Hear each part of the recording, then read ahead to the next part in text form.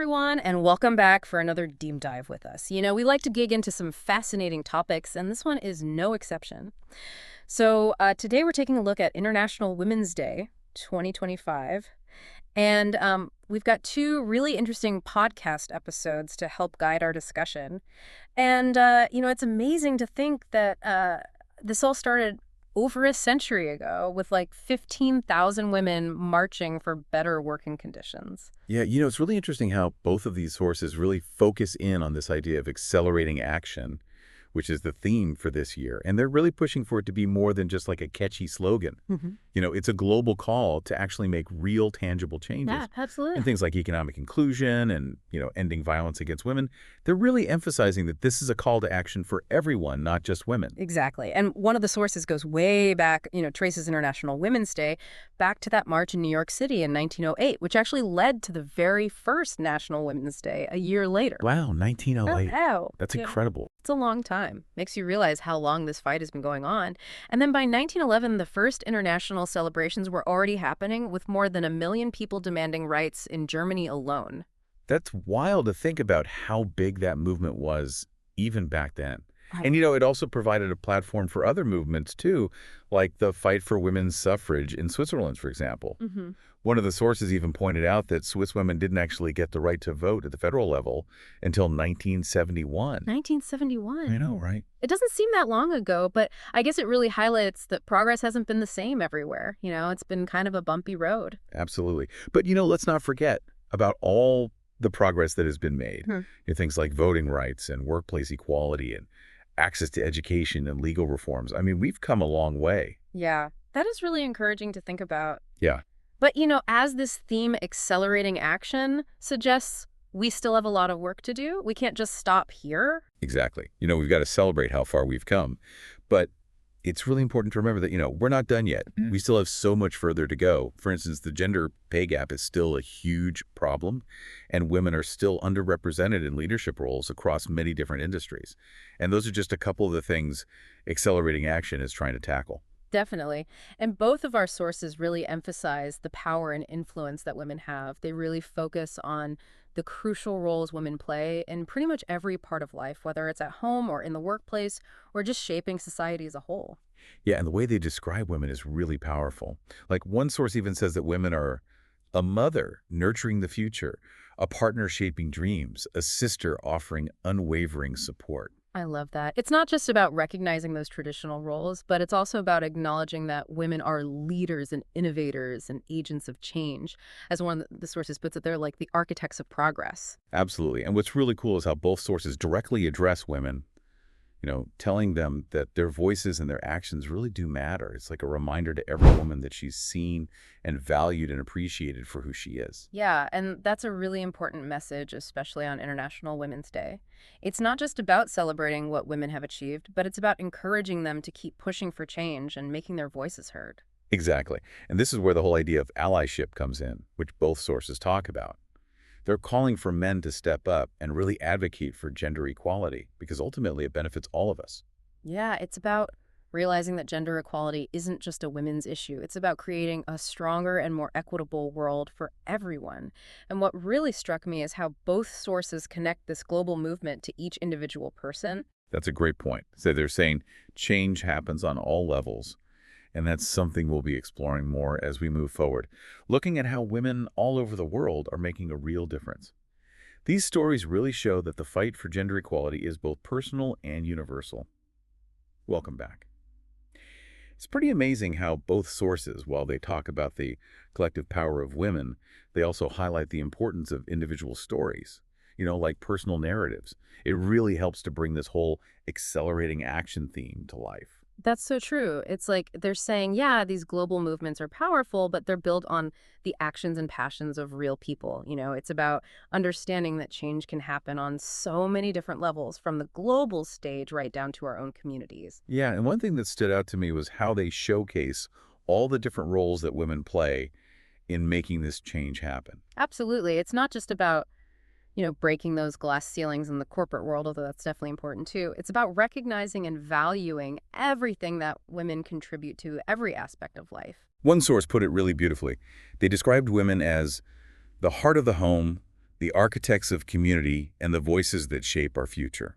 I love that. It really acknowledges that all the roles women play, even the ones that are often overlooked or undervalued, are really the foundation of our societies. And it's interesting how both sources connect these individual roles to the bigger theme of accelerating action. Yeah, it's like that they're saying that when we embrace and value these contributions, it creates a ripple effect that drives progress on a much larger scale.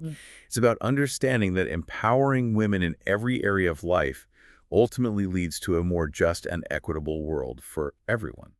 That's a really powerful insight. It makes you think about all the women in your own life and how their actions, big or small, contribute to this movement as a whole. It also makes me think about how important it is to recognize and celebrate those contributions more often. For sure. And it's not just about external recognition either. It's also about women recognizing their own power and their own agency. Both sources really emphasize that women's voices and experiences and aspirations are essential drivers of change. It's about encouraging women to really embrace their strengths and use their voices and actively shape the future they want to see. That really resonated with me because it challenges that old idea of women just being passive recipients of change. They're active agents of progress. Exactly. And I think that's where the true meaning of International Women's Day lies. It's not just a day to celebrate what women have accomplished, but it's a day to empower them to keep pushing for a more just and equitable world. It's a reminder that we still have a long way to go and that each of us has a role to play in shaping that journey. And speaking of roles, I'm curious about how these sources talk about the role of men in this fight for gender equality. That's a great question. Both sources are very clear that men need to be active allies in this movement.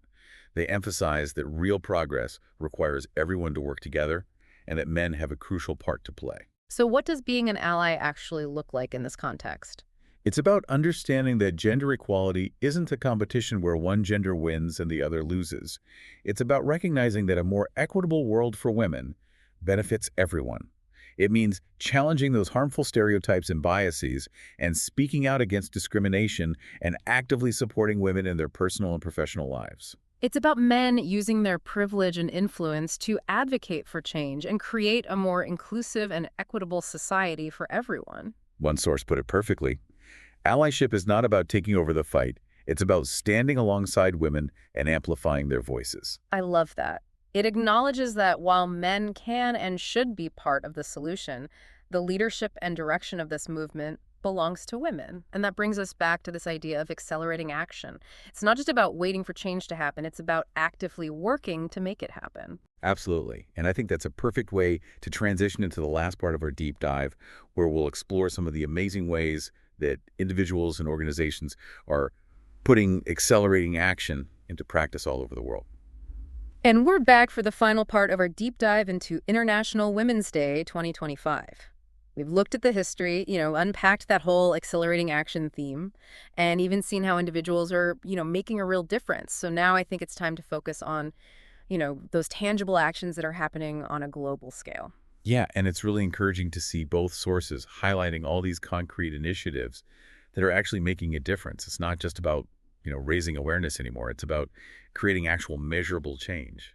So tell me about those initiatives. What are some of the specific ways they're putting this accelerating action into practice?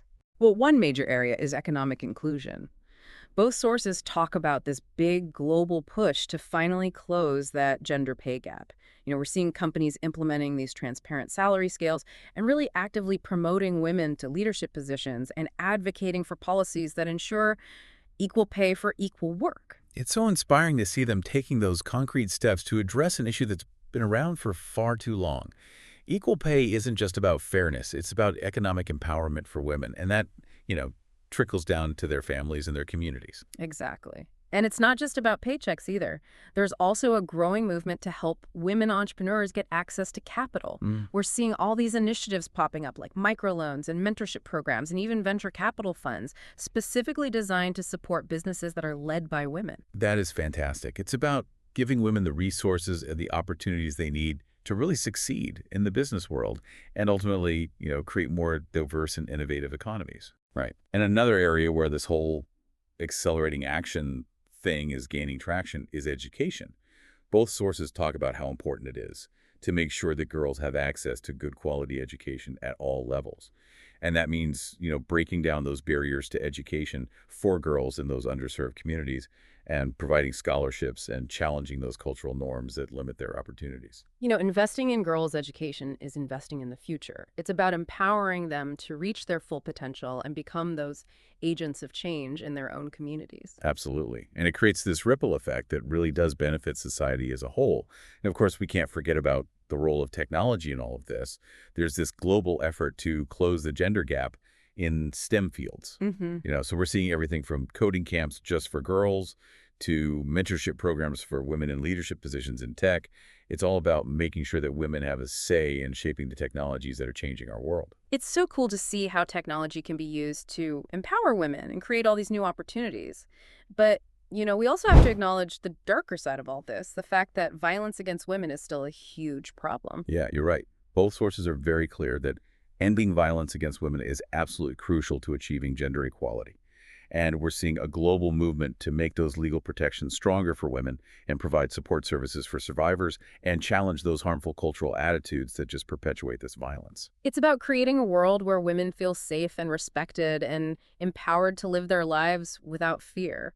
And, this brings us back to that whole idea of allyship that both sources emphasize throughout their discussions. Yeah, it's a good reminder that while organizations and governments have a responsibility to make changes, achieving true gender equality really depends on each of us stepping up, being allies. It's about challenging those sexist jokes and supporting businesses owned by women and speaking out against injustice and creating a culture of respect and equality in our own lives, wherever we have influence. So as we wrap up our deep dive into International Women's Day 2025, what's the main takeaway you want our listeners to remember? I think both sources make it very clear that progress is being made. It may not always be easy or happen as quickly as we'd like, but it is happening. And while International Women's Day is a time to celebrate how far we've come, it's also a call to action. Every single one of us has a role to play in accelerating that progress. Well, this has been such a fascinating and insightful look at International Women's Day and that whole accelerating action theme. And as we move forward, let's all commit to doing our part, no matter how big or small, to create a world where every woman has the chance to truly thrive.